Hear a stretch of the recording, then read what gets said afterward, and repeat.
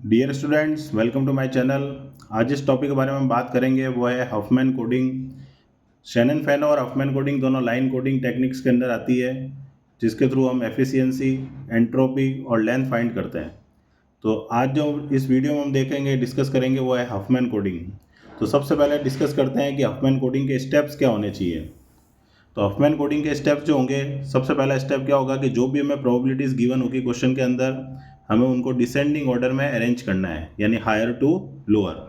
उसके बाद हमें लास्ट जो दो प्रोबेबिलिटीज़ होंगी उस ऑर्डर के अंदर, उन दोनों को हमें ऐड करना है। और ऐड करने के बाद में हमें क्या करना है कि उनकी जो अप्रोप्रिएट पोजीशन होगी उसके उसके अंदर उसको अरेंज करना है।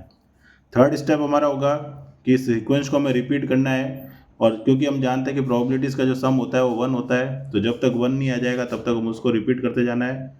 नेक्स्ट स्टेप हमारा होगा कि असाइन करेंगे हम 0 और 1 को। तो जो अपर पार्ट होगा उसको हम 0 असाइन करने वाले हैं और लोअर पार्ट को 1 असाइन करने वाले हैं।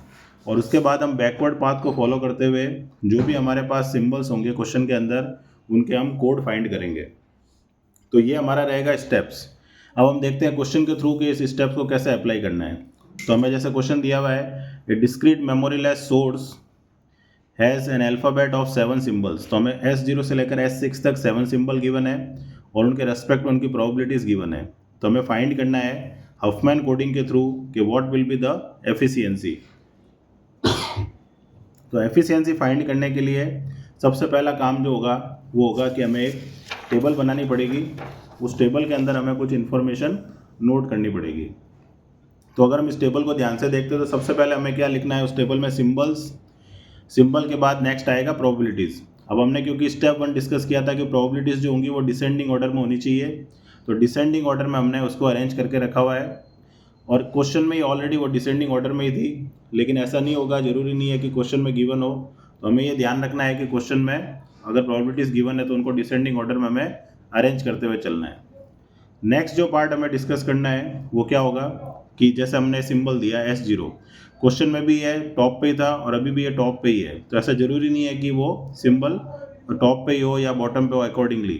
तो हमें उस सिंबल के नेम को भी हम उसको ऊपर नीचे कर सकते हैं अगर वो प्रोबेबिलिटीज़ का ऑर्डर जो है वो सेट नहीं हो रहा है तो। लेकिन इस क्वेश्चन में ऑलरेडी वो डिसेंडिंग ऑर्डर में ही था। तो सबसे पहले हमने क्या किया है, डिसेंडिंग ऑर्डर में उनको अरेंज कर दिया है। अब लास्ट दो प्रोबेबिलिटीज़ को हमने ऐड किया तो हमारे पास सम क्या आया, 0.125। 0.125 ऑलरेडी हम देख सकते हैं कि यहाँ पर हमारे क्वेश्चन में गिवन है। तो इसका मतलब क्या होगा कि ये 0.125 ऊपर और नीचे करने से कोई मतलब नहीं है। तो सबसे पहले 0.25 अपनी पोजीशन पे रहा, 0.25 अपनी पोजीशन पे, 125 भी, 125 भी, 125 भी, और जो ये एडिशन आया वो भी इसमें हमने उसके सीक्वेंस में यहाँ पर पुट कर दिया क्योंकि वो इसी जगह एडजस्ट हो रहा था। अब नेक्स्ट स्टेप क्या होगा कि हमें इन दोनों को ऐड करना है। तो 0.125 और 0.125 को ऐड करेंगे तो आएगा 0.25। तो 0.25 हमारा कहाँ जाना चाहिए, इस थर्ड पोजीशन पे, क्योंकि ऑलरेडी दो प्रोबेबिलिटीज़ जो है वो ऊपर वाली हैं। तो ये एज इट इज़ रह गई, ये भी एज इट इज़ रह गई, ठीक है। और इनका जो सम है वो यहाँ पर आ गया थर्ड पोजीशन पर। इसका मतलब थर्ड जो नंबर है उसको जाना पड़ेगा फोर्थ पर, और फोर्थ जो नंबर है उसको जाना पड़ेगा फिफ्थ पर। ये हमने यहाँ पर लिख दिया। अब नेक्स्ट जो दो प्रोबेबिलिटीज़ है वो कितनी है हमारी, फिर से 0.125 है। 0.125 को ऐड करेंगे तो 0.25 आएगा। ऑलरेडी हम देख सकते हैं कि 0.25 यहाँ पर सीक्वेंस में ऑलरेडी प्रेजेंट है। तो इसका मतलब इसको भी हम कैरी फॉरवर्ड करेंगे आगे, इसको भी हम कैरी फॉरवर्ड करेंगे और इसको भी हम कैरी फॉरवर्ड ही करेंगे। तो ये जो फोर्थ पोजीशन है वो हमारी आ जाएगी 0.25। नेक्स्ट स्टेप क्या होगा, इन दोनों को हमें ऐड करना है। तो अब कितना आएगा 0.5, तो वो ऑब्वियस है कहाँ जाएगा, सबसे टॉप पर। तो 0.50 लिख दिया हमने उसको। ये हमारा कहाँ जाएगा 0.25, ठीक है। सॉरी, ये वाला नीचे आएगा पहले, ये वाला नहीं जाएगा, ये वाला आएगा थर्ड पोजीशन पे, ठीक है। तो ये दोनों शिफ्ट हो गए नीचे की तरफ सेकंड थर्ड पर, और इन दोनों का जो सम था वो सबसे टॉप पे चला गया। अब यहाँ इन दोनों को अगर हमने ऐड किया तो फिर से आएगा 0.50। तो ऑब्वियस है वो सेकंड पोजीशन पे ही रहेगा क्योंकि ऑलरेडी 0.50 हमारे पास अवेलेबल है। ये 0.50 आ गया। इन दोनों को लास्ट में ऐड किया तो हमारे पास कितना आ गया, 1 आ गया। तो लास्ट में प्रोबेबिलिटी का जो सम है वो कितना आना चाहिए हमारे पास, 1 ही आना चाहिए। तो ये हमारे पास रिजल्ट आ गया। अब हमने नेक्स्ट स्टेप क्या असाइन किया था कि ऊपर वाली प्रोबेबिलिटी को हमें 0 असाइन करना है और नीचे वाली प्रोबेबिलिटीज़ को हमें 1 असाइन करना है। तो हमने असाइन कर दिया 0 और नीचे वाली प्रोबेबिलिटी को क्या असाइन कर दिया, 1। अब हमें इसको कैरी फॉरवर्ड करना है। जैसे ये पॉइंट 0.50 के लिए 0 है, तो ये इसके लिए भी क्या रहेगा, 0 रहेगा। फिर नेक्स्ट जो 0.50 है किसके एडिशन से है, इन दोनों के एडिशन से, तो इनके लिए भी क्या रहेगा, वो 0 ही रहेगा। फिर यहाँ असाइन करेंगे हम 0, फिर असाइन करेंगे यहाँ पर 1। उसके बाद में हम देख सकते हैं कि 0.25 किसके एडिशन से आए, इन दोनों के एडिशन से, तो ये दोनों के लिए क्या आएगा, 0 1 कॉमन रहेगा, ऊपर वाले को 0, नीचे वाले को 1। आप देख सकते हैं कि 0.125 ये वाला जो है, ये बैकवर्ड स्टेप यहाँ से आया है, तो इसका मतलब इसका कोड क्या मिल गया हमें, 011। और ये जो नंबर आया ये इसका कोड क्या मिल गया हमें, 010। उसके बाद चलते हैं हम यहाँ पर, तो 0 हमने असाइन किया था 0.25 को, जो कि यहाँ पर भी 0 है। उसके बाद ये 0.25 इन दोनों के सम से आया था, तो इन दोनों को पहले असाइन करेंगे 0, ऊपर वाले को 0, नीचे वाले को 1। तो इसको हम देख सकते हैं कि इसका कोड डायरेक्ट हमें मिल गया 000। यहाँ पर हम देख सकते हैं कि 0.125 है, 0.125 इन दोनों के सम से आया था, तो 001 पहले यहाँ पर आ जाएगा 001, फिर ऊपर वाले को 0 और नीचे वाले को 1। इस तरह से हमने कह दिया इसको। अब ये 4 निपट गया हमारे। नेक्स्ट स्टेप हमारा क्या है, ये वाला 1, तो 1 जो है वो 0.5 को है, 0.5 किसके सम से आए, इन दोनों के सम से, तो पहले 1 लिखा, 0 और 1। अब ये 0.25 हमारा यहाँ से आया था, तो 0.25 हम अगर यहाँ से कैरी फॉरवर्ड करते हैं तो यहाँ पर भी हमारा 10 जाएगा, यहाँ पर भी 10, लास्ट में भी क्या पहुँच गया, 10। 1 देखते हैं, तो 1 इधर इसको असाइन किया हुआ 1, तो ये 1, ठीक है, ये 1 और ये 1। तो इस तरह से हम देख सकते हैं कि सभी सिंबल्स के लिए हमारे पास क्या आ गया है, कोड आ गया है। तो इस कोड को अगर हम वापस से नोट डाउन करते हैं तो हमारे पास S0 के लिए यहाँ पर हम एक टेबल बना लेते हैं, सिंबल, ठीक है। उसके बाद हम लिखेंगे यहाँ पर उसका कोड, और उसके बाद हम यहाँ पर मेंशन करेंगे उसकी लेंथ।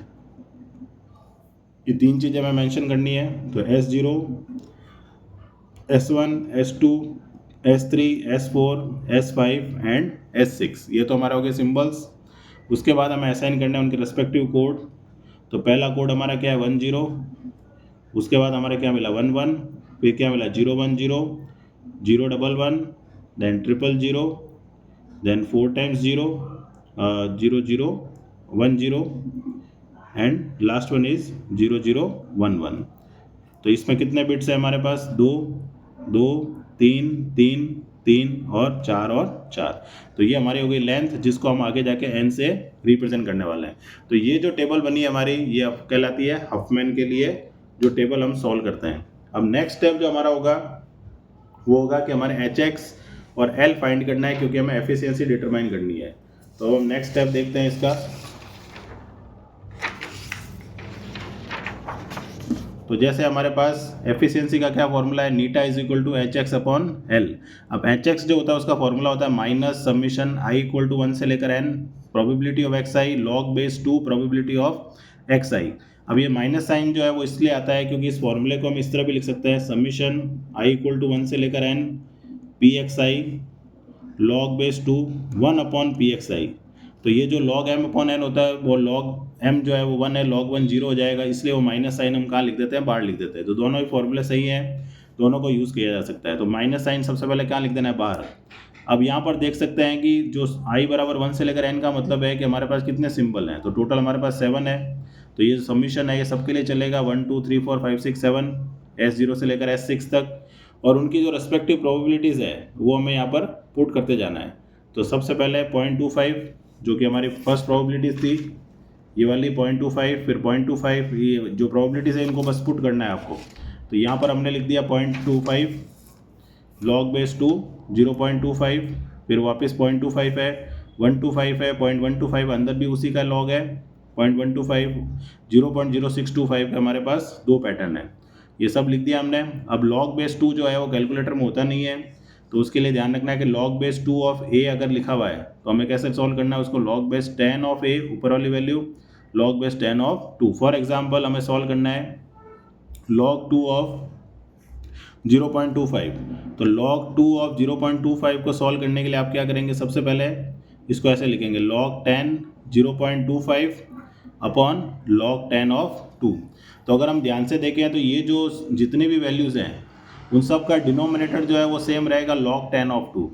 तो आपको कैलकुलेट केवल न्यूमरेटर करना है, log 10 ऑफ 2 केवल एक ही बार कैलकुलेट करना है। तो कहने का मतलब मेरा ये है कि 1/log 10 ऑफ 2 जो है वो सब में कॉमन आ जाएगा, और यहाँ जो रिजल्ट हमारे पास होगा वो केवल हमें log 10.25, log 10.25, log 10.125 इस तरह से इसको सॉल्व करते जाना, और जो रिजल्ट आता है उनको रेस्पेक्टिव वैल्यूज से जो बाहर लिखे उससे मल्टीप्लाई करना है। तो log 10 ऑफ 2 जो है वो हम कॉमन ले सकते हैं। तो ऐसा सॉल्व करने पर हमारे पास रिजल्ट आ रहा है इस क्वेश्चन के लिए वो hx इक्वल टू आ रहा है 2.625। नेक्स्ट हमें कैलकुलेट करनी है लेंथ। तो लेंथ कैलकुलेट करने के लिए हमारे पास फॉर्मूला है समीशन i बराबर 1 से लेकर n प्रोबेबिलिटी इंटू लेंथ, जो ni हमने निकाला है टेबल के अंदर। तो पहली प्रोबेबिलिटी जो है वो हमारी कितनी है, 0.25 है। तो 0.25 के रेस्पेक्ट में हमारी जो लेंथ आई है वो कितनी आई है हमारे पास, ये देख सकते हैं हमारे पास कितना है 2, इसके साथ ही मल्टीप्लाई कितना है 2, इसके साथ कितना है 3, इसके साथ कितना है 3, सेम चीज़ है 3 मल्टीप्लाइड बाई यहाँ कितना है 4, और यहाँ पे भी कितना है 4। तो ये जो लेंथ है ये हमने पुट कर दी है। प्रोबेबिलिटी जो है वो हमें क्वेश्चन से ऑलरेडी मिल चुकी है। इसको जब सॉल्व करेंगे तो इसके अंदर जो लेंथ आएगी वो आएगी 2.625। तो इनडायरेक्टली अगर हम एफिशिएंसी का परसेंटेज निकालते हैं तो HX और L ये दोनों क्या आ रहे हैं, सेम आ रहे हैं। तो सेम आ रहे हैं तो ऑब्वियस एक कैंसिल होके क्या आ जाएगा 1, और एफिशिएंसी के टर्म में इसकी एफिशिएंसी कितनी आ जाएगी 100%। तो एफिशिएंसी जो है वो वेरी कर सकती है, that depends on the result. लेकिन हमें ये ध्यान रखना है कि हमें जो कैलकुलेट करना है, जो हफमैन कोडिंग के अंदर मेनली होता है वो एफिशिएंसी है, जिसके अंदर एंट्रोपी और लेंथ कैलकुलेट करनी है। और उसके लिए हमें ये सबसे पहले टेबल बनानी है। इस टेबल बनाने के बाद में हमें ये टेबल बनानी है जिसके अंदर हमें लेंथ मेंशन करनी है और रेस्पेक्टिव कोड, और लास्ट में जाके कैलकुलेशन जो करनी है वो HX और लेंथ L की करनी है। HX कैलकुलेट करते समय हमें log 2 मिलेगा, log 2 को हमें इस तरह से सॉल्व करना है। तो ये था हफमैन कोडिंग के बारे में। कोई भी अगर डाउट हो तो आप कमेंट बॉक्स में लिख सकते हैं। मिलते हैं नेक्स्ट वीडियो में। Till then good bye.